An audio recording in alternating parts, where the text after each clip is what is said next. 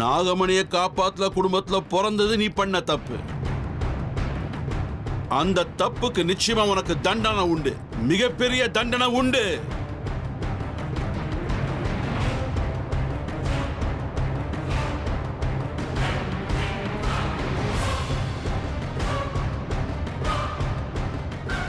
அதுக்கான தண்டனை உன்னோட மரணம். உன் உயிரை காப்பாத்துறதுக்கு யாராலையும் முடியாது.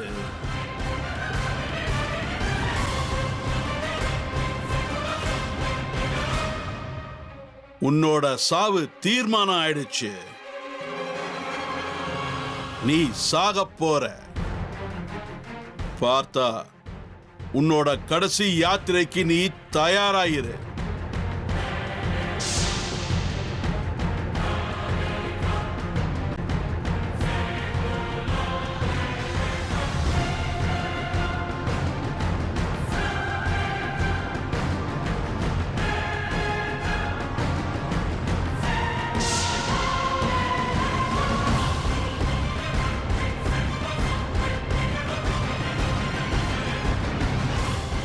பார்த்தா உனக்காக அங்க ஒரு பெரிய குடும்பம் காத்துக்கிட்டு இருக்கு. நீ வந்து சேருவேங்கிற பிரமையில அந்த நினைப்பு பிரமையாவே போயிடுன்னு யாருக்கும் தெரியாது.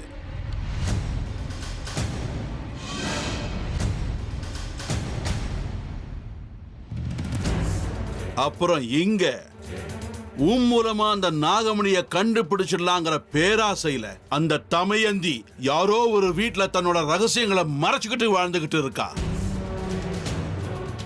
அவளுக்கும் பிரமதான் ஏற்பட்டிருக்கு. அவளோட எல்லா முயற்சிகளும் வீணாக போற நாள் தான் இந்த நாள்.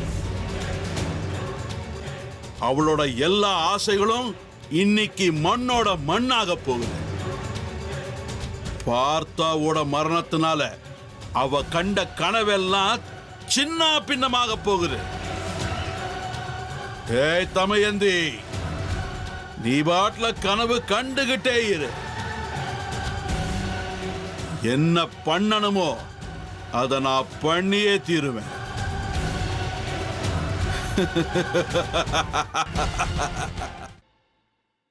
அமிர்தா, நீ எப்பமா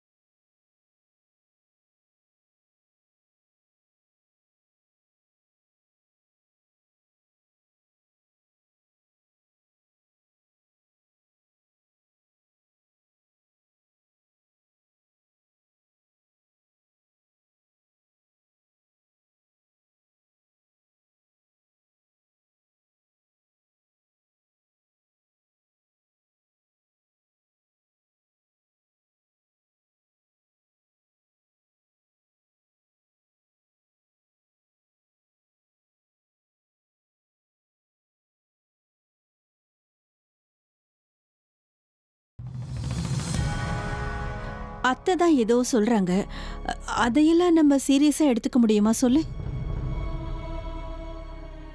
இங்க பாரு, இதுக்கப்புறம் நீ இதை பத்தி எதுவும் யோசிக்க வேண்டாம், சரியா? அத்தை, எந்த காலத்துல இருந்தா என்ன? தப்பு தப்பு தானே, அநியாயம் அநியாயம் தானே. நாம செஞ்ச தப்புக்கு நாம பிராயச்சித்தம் தேடிதான் ஆகணும். நாம எதை விதைக்கிறோமோ அதை தான் அறுவடை செய்வோம்னு பொதுவா சொல்லுவாங்கல்ல. நாம செஞ்ச பாவம் நம்மள அவ்வளவு சுலபமா விட்டாதுன்னு பாட்டி எப்பவும் சொல்லுவாங்கல்ல. நம்ம விரல நீட்டி மத்தவங்களை கை காட்டணும்னா நம்மளோட மத்த 3 விரலும் நம்மள தான் கை காட்டிக்கிட்டு இருக்கோம். அதை நம்ம மறக்க கூடாது.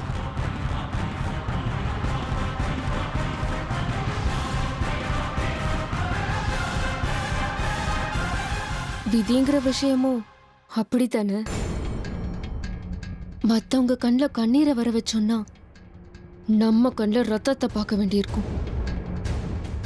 அது மட்டும் இல்ல, பாம்புங்களோட வஞ்சகம் 12 வருஷத்துக்கு இருக்குமா? அவ்வளவு சீக்கிரம் அதுங்களால எதையும் மறக்க முடியாது. இன்னும் இந்த வீட்டுக்கு என்னெல்லாம் கெட்டது நடக்க போதோ தெரியல. முடிஞ்ச வரைக்கும் நம்ம எல்லாரும் ஜாக்கிரதையா இருக்கணும். உண்மைதானே அத்தை?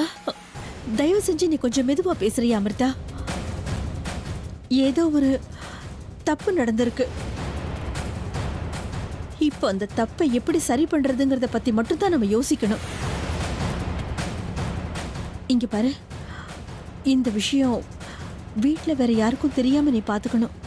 ஒருவேளை தெரிஞ்சிடுச்சுன்னா எல்லாரும் பயப்பட ஆரம்பிப்பாங்க. ஆமா அத்தை, நானும் அதை தான் சொல்லணும்னு நினைச்சேன். இந்த விஷயத்தை பத்தி வீட்ல யாருக்கும் தெரிய வேண்டாம். என்னமோ வர பிரச்சனைய எல்லாரும் சேர்ந்து தான் எதிர்த்தாக்கணும். அப்படித்தானே அத்தை? நீங்க சொல்லுங்க பாட்டி. சரி, நீங்க 2 பேரும் தூங்குங்க. ரொம்ப லேட் ஆயிடுச்சு.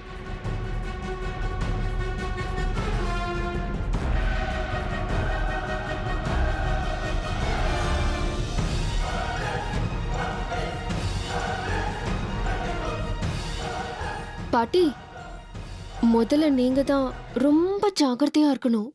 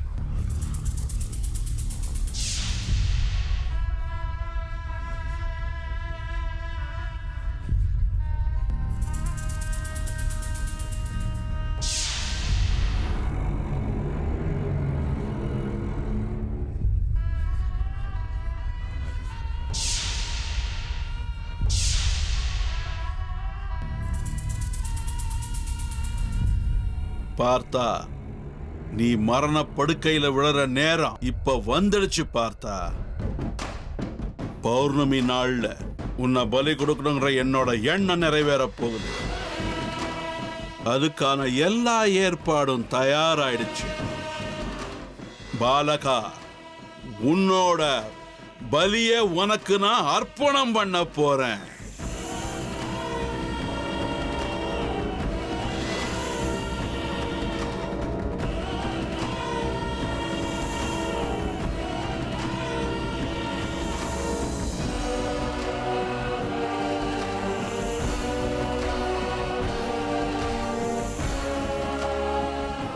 பலிய ஏத்துக்கிட்டு நீ சந்தோஷமாயிரு. எதிரிங்க நம்ம முயற்சியை முறியடிக்கிறதுக்கு போராடிக்கிட்டு இருக்காங்க. அவங்க முயற்சியை நாம முறியடிக்கணும். இது நாகமணியை நாம அடையறதுக்கான நாம எடுத்து வைக்க போற முதலடி. நம்ம எல்லா முயற்சிக்கும் தடையா இருந்தவன் இந்த பார்த்தா மட்டும்தான். இவன் செத்தா மட்டும்தான் நம்மளை விட்டு நம்மளோட கேடுகாலம் ஓடி போகும். நாகமணி எங்க இருக்குங்கிற விஷயம் நமக்கு தெரிஞ்சிடும். எல்லாம் நான் நினைச்ச மாதிரியே நடந்திருந்தா இந்த பார்த்தா செத்து எத்தனையோ வருஷங்கள் ஆயிரும்.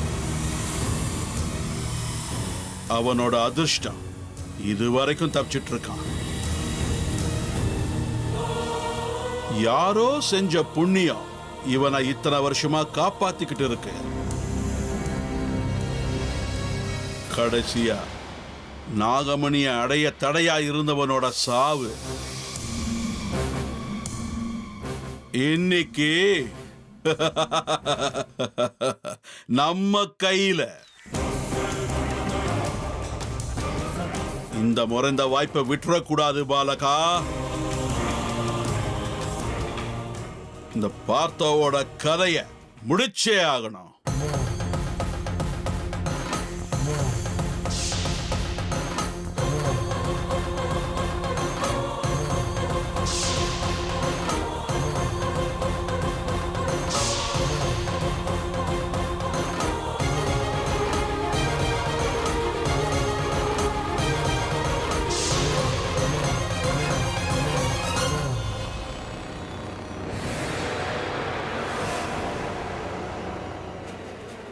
இல்ல, ரெண்டு சிச்சுவேஷன்லயுமே யாரோ ஒருத்தவங்க நம்ம வீட்ல இருக்கவங்க ரூபத்தை எடுத்து கெட்டது செஞ்சிருக்காங்க. இந்த தடவை என்னோட ரூபத்துல போய் ஹர்ஷாவை கொலையும் செஞ்சு அதுல சக்சஸும் ஆயிருக்காங்க.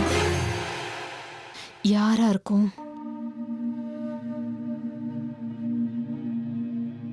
ஒருவேளை இந்த விஷயத்துல அந்த அமிர்தா சம்பந்தப்பட்டிருப்பாளா?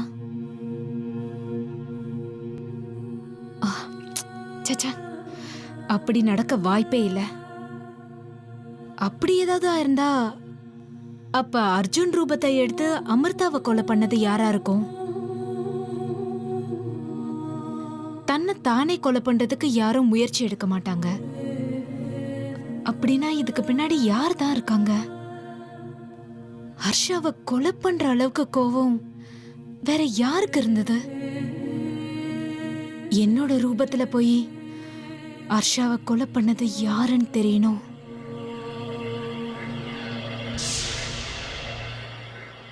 நான் தான்.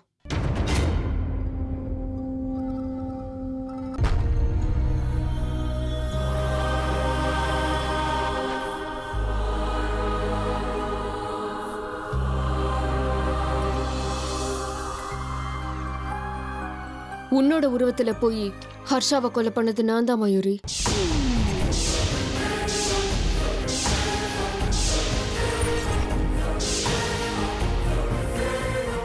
அமிர்தா, என்ன பேச்சு பேசிட்டு இருக்க? நீ போய் ஆமா ஹர்ஷாவை... மயூரி, அது மட்டும் இல்ல, முதல்ல ஹர்ஷாவோட உருவத்துல போய் இந்த வீட்ல எல்லாரும் உன்னை தப்பா நினைக்க வச்சது நான் தான். உனக்கும் அர்ஜுனுக்கும் கல்யாணம் நடக்காம தடுத்துனதும் நான் தான். அது மட்டும் இல்ல, ருத்ரா மாமாவோட 2 ஃப்ரெண்ட்ஸையும் கொலை பண்ணது நான் தான். உன்னையும் ஹர்ஷாவையும் காரணமா வச்சுக்கிட்டு இந்த வீட்ல பிரச்சனையை உண்டாக்குனது நான் தான் மயூரி. என்னோட எல்லா ரகசியங்களும் ஹர்ஷாவுக்கு தெரிஞ்சு போச்சுன்னு உன்னோட உருவத்துல போய் ஹர்ஷாவை கொலை பண்ணது நான் தான். இந்த எல்லா பிரச்சனைகளுக்கும் பின்னாடி இருக்கிறது நான் தான் மயூரி. இதுக்கு மேல ஏதாவது தெரிஞ்சுக்கணுமா? அமிர்தா, என்ன பேச்சு பேசிட்டு இருக்க நீ? உனக்கு ஏதாவது பைத்தியம் பிடிச்சிருச்சா என்ன? வாய்க்கு வந்த மாதிரி ஏதாவது பேசிட்டு இருக்க. இதெல்லாம் நான் சொல்லல மயூரி. இப்படிலாம் பாட்டி சொல்லிக்கிட்டு இருந்தத நான் உன்கிட்ட சொன்னேன்.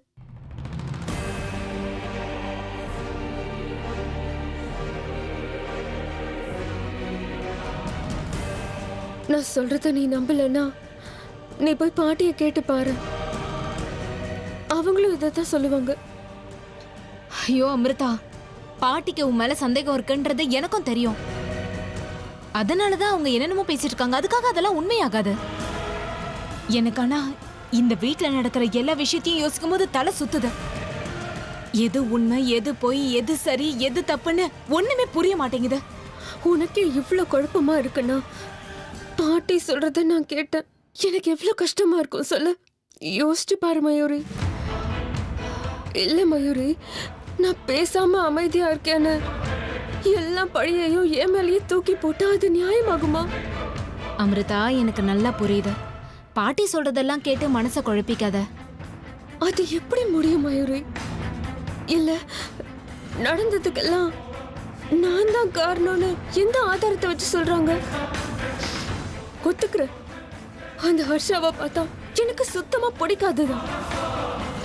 ஆனா அதுக்காக நான் அவனை கொலை பண்ணிட்டேன்னு சொல்றது எவ்வளவு தப்பு.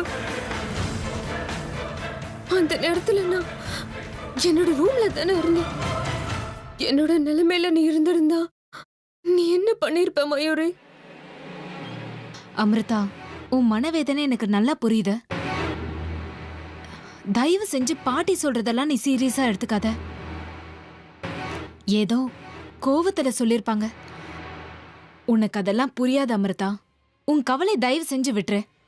தேவையில்லாததை பத்தியெல்லாம் யோசிச்சு நீயே உன் நிம்மதியை கெடுத்துக்காத. நீ போய் நிம்மதியா படுத்து தூங்க. சரி மயூரி.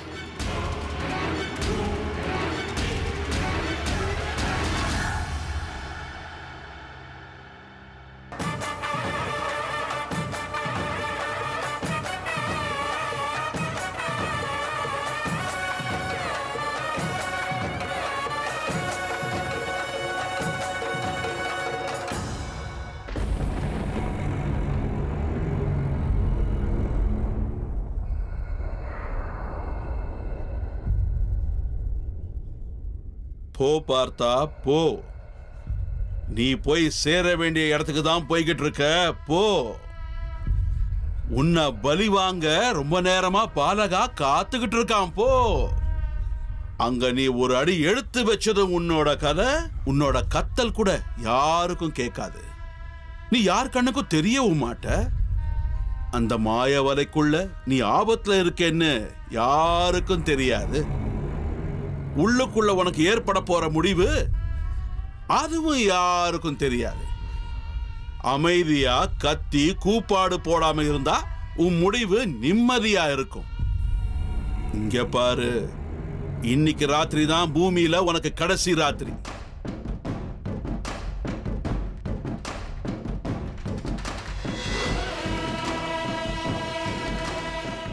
உத்பாலகா, உன்னோட பலி உன் பக்கத்திலேயே வந்து நிக்குது.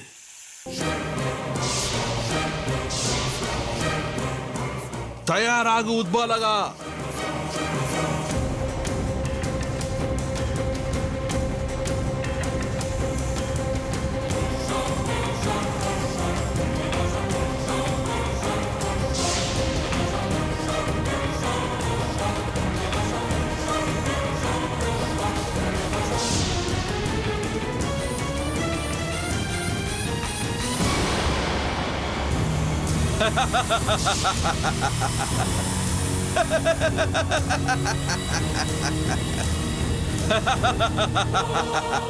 என்ன நடக்குதுங்க? நான் எப்படி இங்கே வந்தேன்? என்ன இடம் இது? இங்கிருந்து வெளியவே போக முடியலையே. நான் இந்த ராத்திரியில இங்க எப்படி வந்திருக்க முடியும்? வீட்டுல படுத்து தூங்கிட்டு இருந்தேனே, நான் இங்க எப்படி வந்தேன்?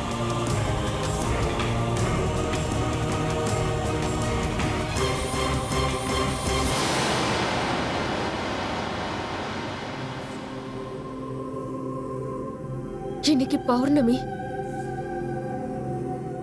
வெளியில எப்படி போறதுன்னு பயமா இருந்துச்சு. நல்ல வேளை நிலவு மேகங்களால மூடப்பட்டிருக்கு. ஆனா இது எல்லாத்தையும் பார்க்கும்போது எனக்கு சந்தேகமா இருக்கே. முடிஞ்ச வரைக்கும் சீக்கிரமா என்னோட வேலையெல்லாம் முடிச்சிட்டு வந்துடணும்.